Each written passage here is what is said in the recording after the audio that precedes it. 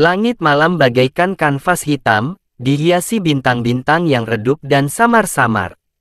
Di sebuah desa terpencil yang bernama Desa Angker, sekelompok remaja yang penuh dengan rasa ingin tahu dan kenakalan berencana untuk melakukan uji nyali di malam Jumat Kliwon.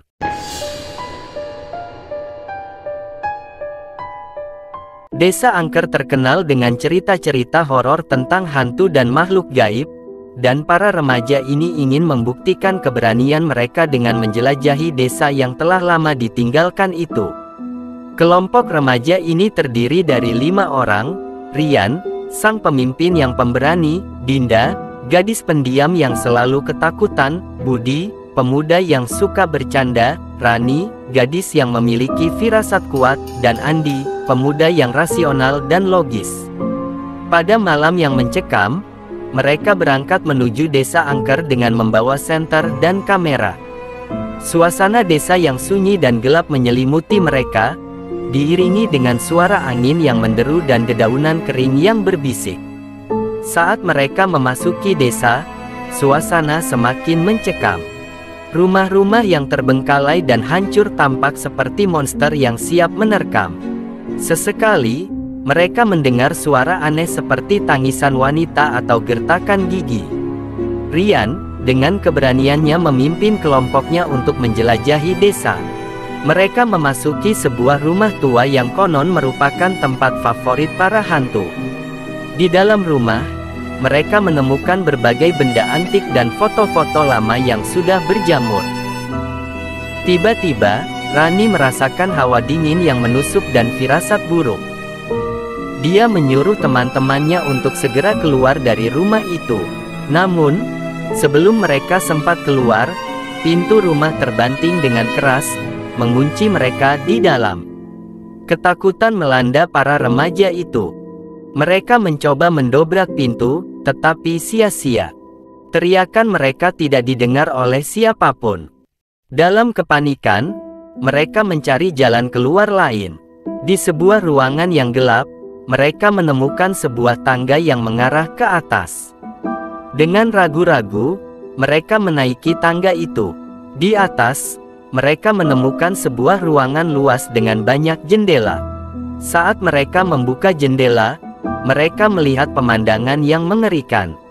Di bawah sinar bulan yang redup, mereka melihat sekelompok kuntilanak dan pocong yang sedang berkeliaran di desa. Para hantu itu mencium aroma manusia dan segera menuju ke arah rumah tua tempat para remaja terjebak. Teriakan para remaja semakin kencang saat mereka melihat hantu-hantu itu semakin dekat. Rian dan Budi berusaha untuk membarikade pintu, sementara Dinda dan Rani bersembunyi di balik lemari. Andi, dengan logikanya yang masih berfungsi, mencari cara untuk keluar dari ruangan itu. Untungnya, Andi menemukan sebuah jendela yang tidak terkunci. Dia membantu teman-temannya untuk keluar dari ruangan itu dan melarikan diri dari rumah tua. Para hantu mengejar mereka dengan ganas. Teriakan para remaja bergema di seluruh desa. Satu persatu, mereka tertinggal dan menjadi mangsa para hantu. Rian dan Andi, yang tersisa, terus berlari tanpa henti. Mereka tidak tahu kemana harus pergi. Kekuatan mereka mulai terkuras, dan harapan mereka mulai pupus. Tiba-tiba, mereka melihat sebuah cahaya di kejauhan. Dengan sisa tenaga yang mereka miliki, mereka berlari menuju cahaya itu. Cahaya itu berasal dari sebuah masjid yang masih berdiri kokoh di tengah desa.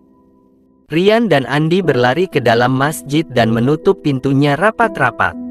Para hantu tidak berani masuk ke dalam masjid. Mereka hanya bisa mengaum dan mencakar-cakar pintu masjid dari luar. Rian dan Andi terduduk lemas di lantai masjid, bersyukur atas keselamatan mereka. Peristiwa mengerikan ini menjadi pelajaran berharga bagi para remaja itu. Mereka tidak pernah lagi melakukan uji nyali di tempat-tempat yang angker. Mereka juga belajar untuk selalu menghormati tradisi dan adat istiadat, serta tidak mencampuri urusan dunia gaib yang berbahaya. Kisah ini adalah contoh nyata tentang bahaya uji nyali di tempat-tempat angker. Kita harus belajar dari kisah ini dan hiduplah dengan nilai-nilai moral yang kuat.